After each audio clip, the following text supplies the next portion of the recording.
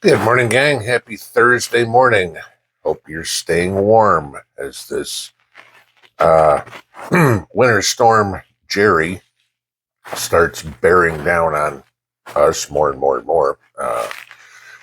Yeah, we're going to have a weekend/week coming up, similar to what we had a couple of years ago, where people are going to freeze to death.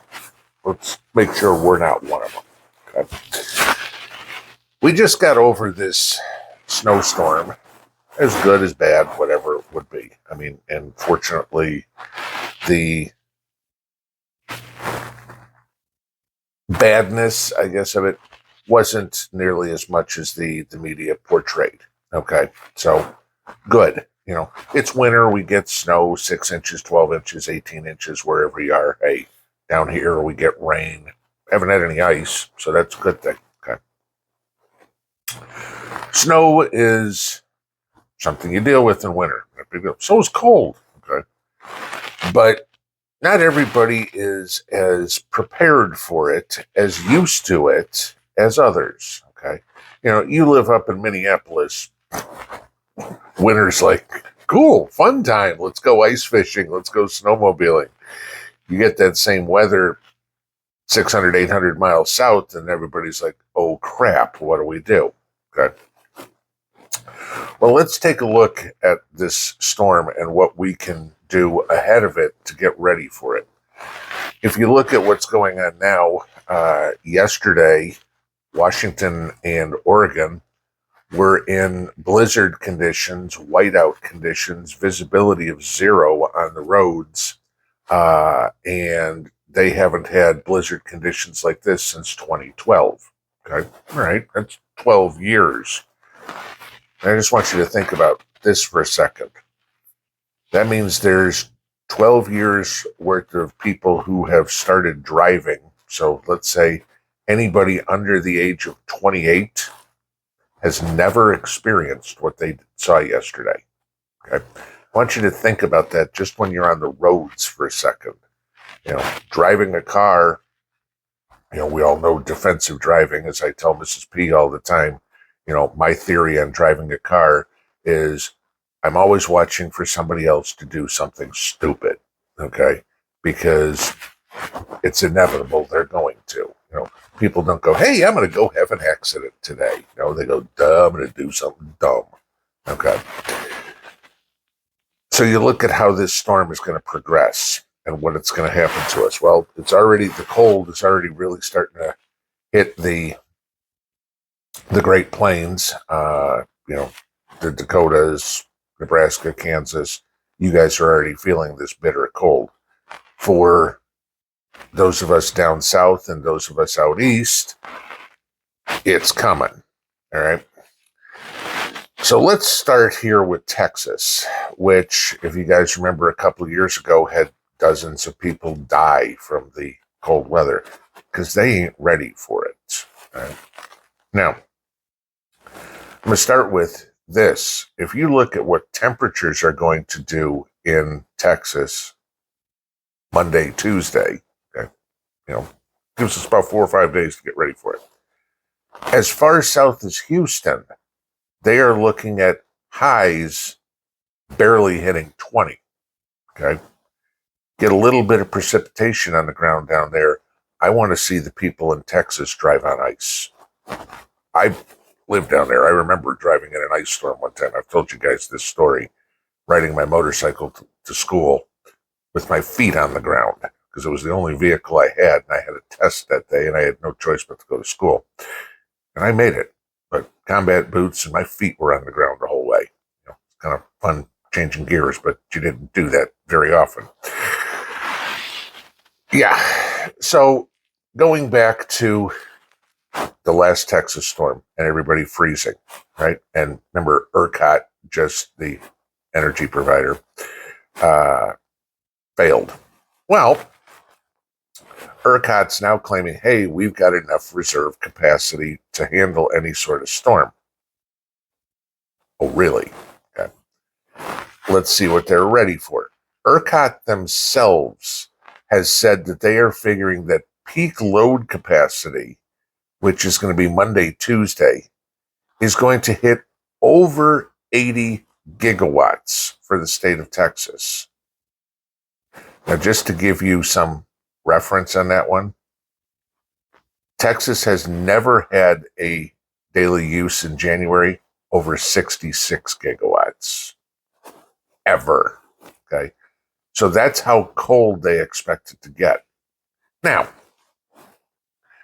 let's take a look at that great grid improvement we have and all the Bidenomics ideas of, hey, let's get rid of coal and natural gas and everything. Take a look at this. This comes straight from ERCOT. Boof. Load guidance versus renewables. Now, here's the chart where I'm showing you that we're going to hit over 80,000 gigawatts for Monday, Tuesday. Okay. I want you to look at that red line. That's the amount of capacity that they are going to be able to generate from renewables. Yeah, okay. So somewhere around a quarter of the need. Okay. So let's think about Joe's policies for a second. Open your front door, look down the street both ways. Okay. Neither one of your neighbors can have any power if you have it based on renewables. And you can even go to the next house down too. Okay. So 1 in 4 people would have heat if we were to continue with Bidenomics. Okay.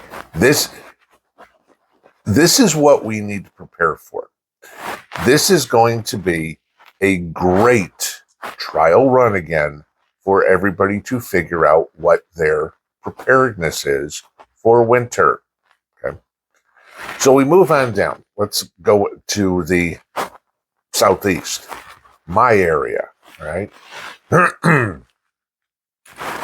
We have winter here. The average winter temperature where I am is around 40 degrees.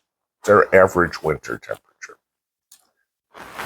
Depending on where you go, because every place is different, whether it's the Weather Channel or AccuWeather or the local news or whoever. Okay. Depending on on where you look, my high here in Tennessee on Monday is supposed to be anywhere between 10 and 13 degrees. Okay. My low is supposed to be around 0. Not freezing, 0. Okay. We aren't used to that here. You get, again, a little bit of moisture on the road, and the south comes to a stop because we don't have ice trucks, snow plows, things like that at any sort of capacity. I mean, they've got some, don't get me wrong, but it's not like the states are spending a whole ton of money to stockpile road salt or salt spreading trucks or anything to clear the roads quickly. The interstates, yeah, probably those will get taken care of. The state highways, maybe. The back roads, forget it. Okay. So the slightest bit of ice, and it's supposed to stay below freezing for us for about a week.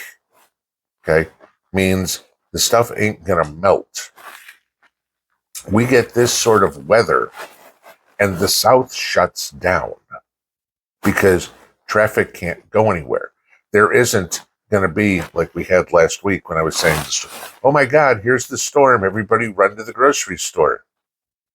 There ain't going to be anything in the grocery store because the trucks can't come. Because not that I've ever done this. I'm not Joe Biden. I haven't driven a semi before. Not like the semis are going, hey, cool, you know what? Ice on the road. Let me get that out there and go. Sure. Okay. Ever seen a semi on ice? Ever driven around I-80 in Wyoming and New Mexico and Utah?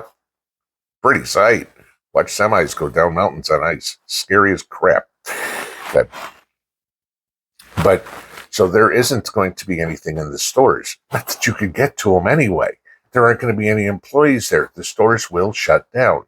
So are you ready with whatever you need? Do you have everything that you need to stay home for a week? We're preppers. We should, right? Well, we should be able to stay home for months. Okay. But again, how many people in the country have what we have? A couple of percent, maybe. Yeah. Okay. So then you get into the cold. Well, we're not ready, most of the country, to handle it. Okay, so you're going to see all these heating places, go to the high school gym or whatever. Personally, I don't feel like sleeping on a cot for a week, okay, because there's no heat in my house. We have preparations. So should you, okay? I mean, I've got backup propane heaters. You got your little buddies, whether you've got your wood stove, your fireplace, et cetera, et cetera. So make sure that whatever you have is fully fueled. Do you have all your wood with all this rain and everything we've got? Have you brought wood near the house? Is it under cover? You got a tarp over it or whatever it would be. I'd get that done today. Okay, good idea. Your propane. If you're running a little buddy heater, hey, have you gone and got a couple extra barbecue grill tanks of propane? That's your heat source for a week. You got to know how long it's going to last. Right? So then get into other things. Have you checked the insulation on your pipes in your garage or in your attic or in your crawl space lately? Rodents get under the house. Rodents get in the garage. They like to get into that insulation, tear it up, and make nests out of it. Okay? Go check real quick. Have you, silly one here, have you taken the hoses off of your outside spigots? That's a good way to bust pipes, is have hoses connected, because you get all that water still in the pipe, it freezes, ice expands, poof, you break something. Now you have problems. So check on stuff like that. Things to do next week. Simple ones. Leave your water trickle in your faucets. Keep a little bit of flow, not only for the incoming pipe, the inlet, but also so there's something going through your drains. A little bit of water flow going through your drains, because your drain pipes can freeze too. Simple one. Do you know which way your ceiling fans are going? When's the last time you checked that? People are used to using their ceiling fans in the summer to cool off. Turn it so it's going clockwise in the winter and push the warm air down. Okay? Have you figured out how to cordon off certain rooms in your house? Because to save a little bit of money here, remember those electric bills we got a couple of years ago with that deep freeze that came through on Christmas? So you can stay in a smaller area, maybe in my case, the first floor of the house. Have you got what you need to cordon off the area? Close all the vents, say upstairs, okay? Plastic sheet over the stairwell, however you do it. Closing doors, close off those rooms. It shouldn't be a point where it gets too cold that anything's going to freeze. Now, you got to know where your pipes are too, okay? But have you figured out how to keep the areas where you're going to be warm and comfortable, and the places where you're not? As long as you keep them above 32, you're okay, right? I don't want to be living in my house in 32 degrees, but if I can keep this room that I'm sitting in right now comfortable, the rest of it can get cold. That's fine. Not a big deal. We can stay here. Simple ones. Make sure that you open up all the cabinet doors under your sinks. It allows some of that warm air to get into the pipes, okay? Let those take care of. How about your car, all right? Do you have, depending on where you live, a warming blanket, a heater, a core heater for your car? What might be worthwhile is, even in a worst case scenario, you can put a piece of cardboard over the grill. That will prevent the cold air from blowing into the car. You want to take that out, obviously, when you're driving. Okay. But park your car, chances are, so it's facing, which way do you want it? The wind comes out of the west. Yeah, so you want to have your car, so you want your car facing east or north, okay? Preferably up against the garage door or the house or whatever, however your driveway, garage, is situated. So you don't have that cold air blowing into your grill, because that'll freeze your car, and then you're not going to be able to start it. Put a blanket, put a towel, something like that over your battery, okay, so your battery doesn't get too cold. You don't want to have an emergency and have to get to the doctor, have to get to the hospital, and find out you can't start your car. Again, this is primarily for those of us down south because we don't use this stuff. Do you know where your ski cap is, where your gloves are, things like that? All those, you probably know where your winter coat is. We use that, okay? But the scarf, the ski cap, the gloves that we don't use that much, do you know where they are? Go find them now. If you can't, go buy some more, okay? It's gonna get real cold in the next week.